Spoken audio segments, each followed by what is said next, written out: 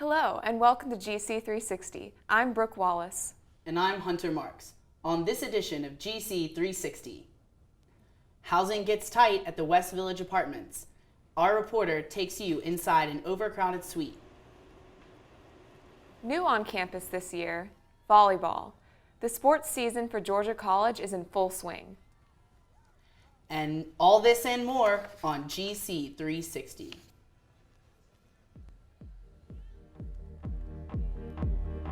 This year's freshman class at Georgia College is the largest in campus.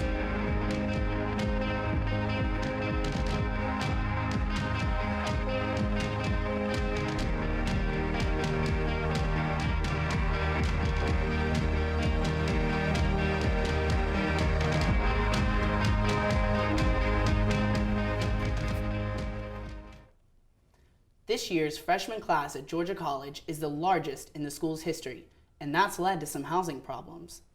According to university figures, 1,392 students enrolled this semester, compared with 1,293 last year. That's up a whopping 18% from 2008. The larger enrollment has led to some overcrowding at the village. Iris Cochran has the story. 4 to a couch, 8 to a seat. That's what some Georgia College freshmen found when they came to campus this semester. They found themselves in the village doubled up, with 8 people to a suite designed for 4. We had about 50 more returning students choose to stay on campus for this year, along with the larger freshman class than we've had in the past probably 5 years or more.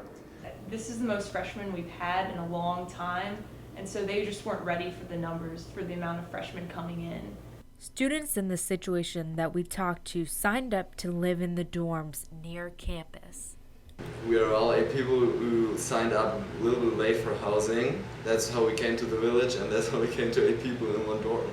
They didn't know when they signed up for housing, but when we found that we were going to be in a situation where we didn't have enough space for everyone in normally assigned rooms, after we came up with this plan, we did communicate that information with students just before the last orientation session. These freshmen say they like their roommates and are okay with the situation. Our room is America. And one of us usually gets up early and just clean a little bit. It works. There were a few students and parents that came and talked to us with concerns. We listened to what they had to say. We talked them through how the process would work and let them know that this is supposed to be a temporary situation. And for the most part, things have gone fairly smooth. Students who are living 8 to a suite get a break on housing cost. Is living so close together a fire hazard? There shouldn't be any fire hazard issues as long as there's a clear path of entry and egress and no exits are being blocked. The housing department will try to make sure overcrowding doesn't happen again next semester. But what happens is not entirely predictable. If we go into an expanded housing occupancy situation, then we may be in the situation where we have to do this again next year. We won't know that for quite a while, though. When the semester started, 23 students were affected by the overcrowding. As of now, the housing department has reduced that number to about 15. Iris Cochran, GC360 reporting. Student government elections saw a 5% increase in voter turnout this year. Has the SGA been making an effort to attract more student attention? We go to Suzanne Kime with the story and the result of this year's Senate elections. Never been easier and turnout has never been better. By using OrgSync and polling stations, the turnout has doubled from last year. In years past, we do have students that vote every year, but the turnout has been less than impressive the past couple of years. So by having these tables on campus, it affords SGA the opportunity to get people who are on campus who are just going to class, who may not normally vote, and sometimes the process is complex for them, to have them come over to the table and vote. If they need any help, we're here to explain it to them, just to increase the turnout. Well, what we found recently, especially this year, is having an on-campus polling station has been tremendous, especially for the convenience for students who are walking to class and who don't want to wait until after class and go home to vote. So this year has been really great with numbers coming in. We've actually already exceeded the total amount of votes that we had from last year's Senate elections, and we're up to over 800 votes right now. So we might even hit 1,000, which would be awesome, and it might be one of the biggest in the state for a fall-time elections. That'd be huge. With the new technology for voters and the polling stations in front of the clock tower, over 1,200 students came out to vote for this past election. They enjoy having these stations on campus. It's a lot easier for them to vote. And if there are any issues with logging into OrgSync, because it is an online form, we're here to assist them. SGA is excited to welcome 26 new senators and looks forward to their ideas and input. Yeah, I'm really looking forward to getting all these new senators. I'm excited to see who's returning and who gets in there, and let's try and make SGA as good as it can. So I'm excited for the year. For GC360, this is Susie Kime. When we come back, a new direction for Habitat for Humanity at Milledgeville was poorest neighborhood benefit. Welcome back to GC360. Last month, one of Georgia College's promising young students died as the result of a car accident. Julia Tartar would have been a junior. Betsy Lamb takes us to see how students are remembering her. Everyone she came in contact with loved her. It was no doubt she lit up a room. When I first met her, I was like, this girl is a lot, because she's just really overflowing with joy, wants to get to know you, really intentional. Just from the very first time I met her, I just knew she was just such a special person that I wanted in my life. 20-year-old Julia Tartar crushed by her own car. Julia Tartar did that, but didn't put her car back into park and is now hospitalized in intensive care. Julia passed away on August 10th after a week in the hospital, just days before she was supposed to return to school. Julia was an active member of Phi Mu, a student ambassador, and a Young Life leader at Baldwin County High School. Friends described Julia as a joyful person, strong in her faith, and loving and intentional in her relationships with every person she met. Well, I can actually remember the first day I met her. It was during sorority rush, and it was skit day, and she just walked in and I got to talk to her. And the first thing I remember is her smile. She just was beaming, and I remember every girl was so excited about her and wanted her in their sorority. I got to know Julia real well through Young Life, which is an organization on campus where we go to the various high schools around Milledgeville and hang out with high school kids and pretty much show them what it looks like to follow Jesus. And there was just something about her ministry and the way that she led those girls at Baldwin High School that was just so genuine and authentic, and it was just really cool to see. She would help with any event that there was, always really enthusiastically. We would always, be all pumped up before the event would start, and she was great for that. She's just such a bundle of joy, and she loved Georgia College, and truly, she's just the perfect student ambassador. We would give tours. Sometimes we would do them together and just trade off stops or just bounce off of each other there. So that was a really cool thing to be able to just bounce off of her energy on all of our tours, because she loved Georgia College so much. She does care about every aspect of your life, not just something simple like, hey, how's school going? It's hey, how's your life going? More than just the simple things. And she really took the time to get to know you as a person, not just on a surface level, which is always awesome being around her. I think Julia really united our sisterhood. She made everyone feel at home. Julia literally didn't know a stranger or even an acquaintance. Everyone would say Julia is their friend or her best friend. So she just made it so welcoming for everyone.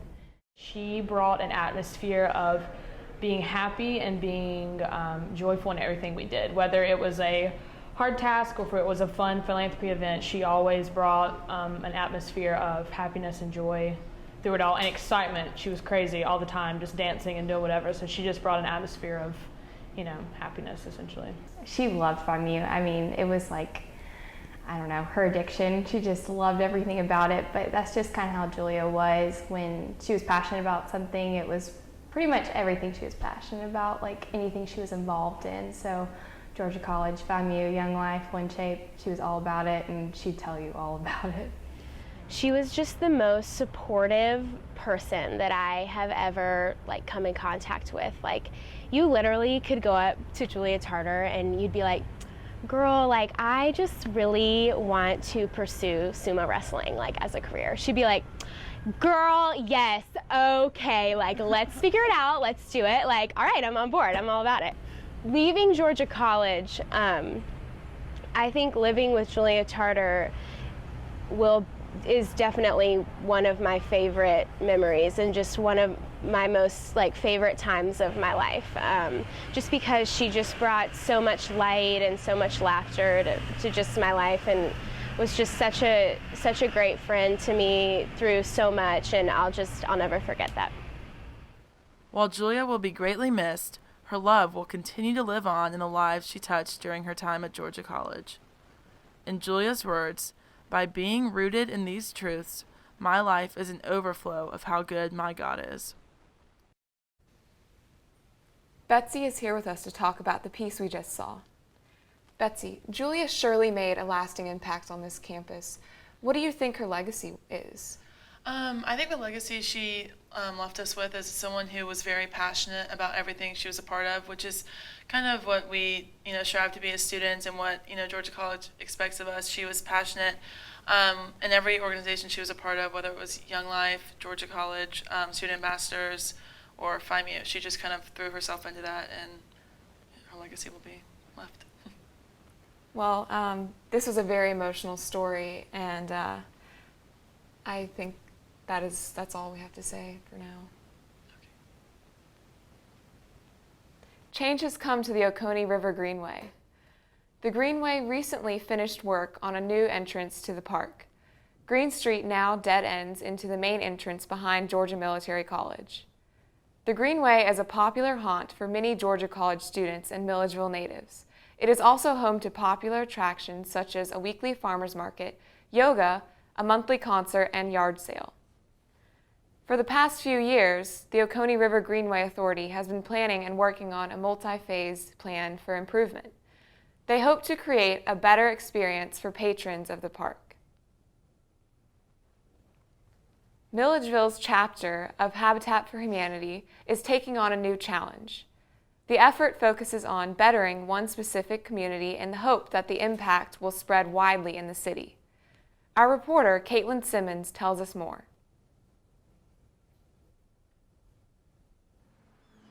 The Harrisburg community took a large economic hit during the recent recession, like many others in Milledgeville. Habitat for Humanity has chosen it for their new Adopt a Home program. Ideally, what I would really like to see happen, and I think the board completely would support us on this, is that we take Harrisburg, shall we say the least privileged part of Milledgeville, and turn it into a self-sustaining community model. Executive Director Morale Thurumel is working with many groups, including the Georgia College Sociology Department, on this project. I had actually engaged with Dr. Sandra Godwin and several of the other professors who essentially said that they'll be glad to work with us, especially the sociology class of Dr. Godwin. Those students are going to come out next Tuesday and work with us in actually getting these surveys completed. Habitat for Humanity, the Harrisburg community, and the Georgia College Sociology Department are meeting here at the Colin P. Lee Center on Tuesday to discuss future plans. The Adopt a Home program is expected to improve the quality of life over 5 years. What we do between now and then is to increase the quality of those residents. And as that quality of life increases, the outcome, we hope, in 2 more years when we run the survey, is going to be better, quantitatively better than the surveys we've run today. It is Thurumel's hope to spread this program citywide. I'm cautiously optimistic. It's really hard to tell when you have a 5-year plan. It's really hard to see beyond your first 12 months, okay? Things evolve, things change, things happen regionally, statewide, and nationally. And so it's really hard to predict. It'll be interesting to watch the community change and grow. We'll be sure to keep you informed, so tune in to later broadcasts. Reporting for GC360, I'm Caitlin Simmons. The Baldwin County Fire Department is teaching a search and rescue course to firemen and ordinary students alike. The course covers techniques necessary to qualify individuals for search and rescue certification. Classes will run through the fall. Nick Burgess had a chance to visit the class. The fire department held their first responder and medic training class on Thursday. 24 students were in attendance, including active firefighters and Georgia College students. The class was taught by 2 current paramedics. We spoke to the lead paramedic, Kelly Joyner. We're teaching a first responder class, which is now called EMR, or Emergency Medical Responder, here at the Baldwin County Fire Department. This course is an important stepping stone for those who want to participate in emergency rescue. This is the class all the first responders take when they are volunteering with a rescue squad. Students receive in-class training using textbooks, but also get hands-on experience with real ambulance equipment. Later in the course, students will also get to participate in emergency calls, as well as ride in response vehicles. My favorite part is the interaction, teaching people how to help in an emergency situation and seeing the joy they get in learning how to help other people. For GC360, I'm Nick Burgess. The killing of Trayvon Martin by George Zimmerman dominated the headlines over the summer. Following Zimmerman's acquittal on murder charges, Georgia College's Sociology and Criminal Justice Department hosted a Times talk regarding the case. GC360 takes you to the talk to get a closer look at the justice system in America. On August 28th, Georgia College hosted a Times Talk program in the Georgia College Library. In light of recent events such as the Zimmerman trial, these talks touch on a subject that has many sides and drastically varying opinions. Students gather around host speakers Stephanie McClure and Sarah Dowd as the talk took place. Really important part of it for me was how many people we had to come, and I think that we heard from a lot of folks with lots of different perspectives. That's the part that makes us nervous, I think, about having conversations about race, is what we might hear from people who are different from us, but I think it's really necessary. I was very impressed at how many people came out because it is something that our society as a whole needs to talk about, these different perceptions on this big event. And it made me even happier that Georgia College students showed up to take a rational, hopefully rational look at this emotional outcome. Many students shared their opinions and feelings about the case and gave other examples related to the trial. These talks allow students to share ideas in a friendly environment to encourage discussion. As I said at the end of it, I really hope that some people will continue some conversations they wouldn't have had otherwise with people they wouldn't have met otherwise.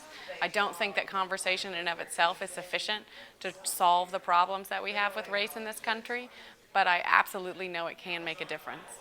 So that's my hope, that there are some students on this campus who haven't ever had the conversations before and who discovered that their heads didn't explode and that they can do it, and looked across the room and saw someone that they didn't know, and on the way out down the stairs said, "Hey, you want to grab a cup of coffee and continue this conversation?" That would be fantastic. Even though they're uncomfortable to talk about, being uncomfortable is where you learn something about yourself. Sean Michael Noah, GC360 reporting. We're going to take a short break, but when we come back, there's a new sport on campus. We'll tell you how the volleyball team is doing. Welcome back to GC360. Sports reporter Nick Landon is back with us this semester, and he is here in the studio with a sports update. Nick? Thanks, Hunter. This year, Georgia College Athletics made an exciting addition to the lineup of outstanding teams here on campus. About a year ago, Georgia College acquired a coach and began recruiting for their 2013 women's volleyball team, which had its first game September 5th at the Centennial Center. It ended up being a great night for this young, talented team. Morgan Matraw has the story. Go Bobcats! For the first time in history, Georgia College hosted its very own women's volleyball match. But first, the tailgating. There was barbecuing, a band, and a little exercise before the match. With the team's arrival, the excitement for the game exploded. Inside the arena, the Lady Bobcats came out with a roar.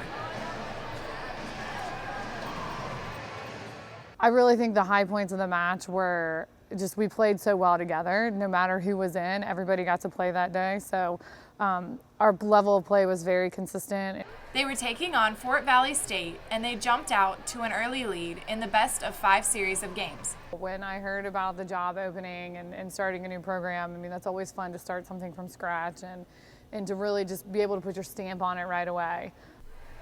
At halftime, Georgia College had taken a 2-0 lead, winning the second game 25-20. I mean, traditionally it's always Flagler and Armstrong Atlantic, and so those are going to be some really tough competition. The Lady Bobcats made the win against Fort Valley look simple. Future matches might not be so easy. Morgan Metra, GC360 reporting. Well, you might not believe it after seeing that, but 14 of the 17 girls playing for the Bobcats are freshmen. And on top of that, they've only been practicing together since the beginning of August. However, after that explosive start to the season, GC Volleyball dropped 4 games in a row at the West Georgia tournament, the first of which to a strong Valdosta State team that went on to win the tournament, and has been on a tear since. But the Bobcats bounced back last Friday night and out-edged Montevello Falcons at the Centennial Center in a 5-set thriller to earn the school's very first conference win. After winning the first 25-point set, the Cats gave up 2 sets in a row, then down 2-1 against conference opponent Montevello, but the girls managed to mount a comeback, taking the next 2 sets by a narrow margin, while battling a hard-charging Falcons team that gave the Bobcats several scares late in the game. Thanks to the win, the Bobcats improved to a 2-6 record and 1-1 in the conference. The win may not have been possible without the aid of last week's Athlete of the Week, Rachel Reynolds, who had a season-high 26 kills against Montevello. GC freshman Reynolds actually leads the Peach Belt in kills with 124 so far this season, as well as a close second in average kills per set and third in hitting percentage. Despite the lackluster overall record, the Bobcats are off to a very promising start in the Peach Belt for their inaugural season. Fort Valley State will host our Bobcats, giving the girls a well-needed break in what should be an easy win, as GC's girls shut out the Fort Valley State Wildcats in the season opener that you just saw. Following that game was a tough 2-game conference road trip to 5th-ranked Flagler College, and then to play undefeated Armstrong Atlantic University in what should be a massive test for the young GC volleyball team. In other news, Georgia College's women's soccer team took another win last Sunday against Shorter College, 1-0 in a defensive stalemate that GC junior Rebecca Autry broke with her first goal of the season. The Bobcats' goal came late in the first half, and none followed from either side thanks to the dominant GC defensive effort. At the end of the game, Georgia College had almost twice as many goal attempts as Shorter with a commanding 24 tries to the Hawks' measly 13. The Bobcats' D was held up by Aliese Schwartz and Rachel Overly, who both played the entire game, as well as freshman goalkeeper Jessica Catapano, who had her first career shutout. GC's soccer is now at an even 2-2 record and have yet to play a conference game. The Cats will be out of town tomorrow to play Anderson, but you can catch them this Saturday at 3 p.m. as they begin conference play at home against USC Aiken, who are also batting .500. Followed from either side thanks to the dominant GC defensive effort. All right, folks, that's all we have in sports today. Back to Hunter. Stay tuned. Motown came to Milledgeville a few weeks ago. Milledgeville Idol brought a fun night of singing and dancing to the Georgia College campus. Tristan Harrison tells us more about that evening and the Georgia College student who got the chance to perform. On August 24th, GCSU hosted the annual Milledgeville Idol, the city's own rendition of American Idol, featuring the vocal talents of local residents. Theater major Olivia Lankford was the only Georgia College student to participate this year. We sat down with Olivia and she told us about her experience on Millie Idol. I decided to compete in Milledgeville Idol. When I saw the flyers just around town, and I was taking summer classes, so I was going to be in Milledgeville for the summer, and I thought, you know, I'll be here, it'd be really great, just a nice experience, and to finally possibly, you know, sing in front of a large group of people. I was able to sell tickets to a decent amount of my family, which is great. They were able to make it, but it was really wonderful to have, you know, my best friends and some of my teachers and a lot of colleagues who could make it as well. It made me feel better, like no matter what happened, like Still had friends at the end of the day. No, stop! That was off camera. Nothing to see here. How did you like working with the group? I didn't know anyone, but I did really enjoy working with everyone. It was really great. They were all wonderful people. Like, it was even up to show day, like both the show days, everybody was just there for everybody, and it was really great. Do you think you'll compete next year? If you were to ask me right now, the answer would probably be no, just because how kind of crazy it was to work it in, like, the timing as a student, just during the first week of school, and we all know how chaotic that can be. Last night, we have a brief recap. What advice would you give to future students wishing to participate? If any future students want to actually audition for Milledgeville Idol, make sure that you have your things cleared out for the very beginning of the semester. Like, if any teacher says, okay, we're going to be doing this, beforehand, like, try and tell them even before school starts. Like, tell your teachers, and try and make sure that when you go into your first week of school, be very organized and be ready, just so that you can be able to do all your homework and get all your stuff together for your new classes, while also taking out half of the end of your day to go rehearse for a show. For GC360, I'm Tristan Harrison. That's it for us today. We'll see you next week on GC360.